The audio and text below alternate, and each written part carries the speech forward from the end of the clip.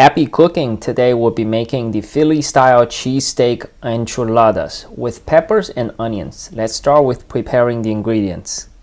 As always, you can find the details in the descriptions below. One thing to note here is to keep the white and the green portions of the onions separate, and also make sure to pat the steak strips dry.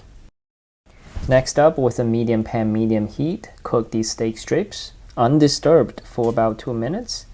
And then we can add in the pepper and the onion mix, also the white portion of the green onions, the salt, and the Demi-Glace, and cook for about 4 to 6 minutes.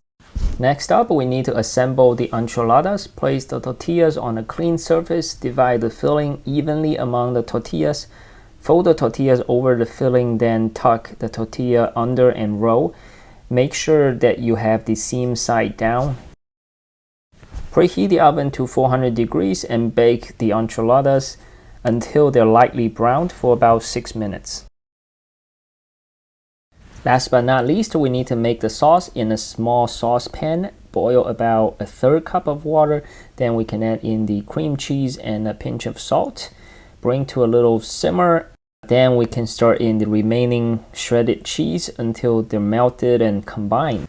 That is it, guys. We're ready to enjoy this dish, topping the enchiladas with the sauce and garnish with the green portion of the green onions. Bon appetit! Such an easy dish. Took me about 25 minutes. This was the Philly Style Cheesesteak Enchiladas with peppers and onions.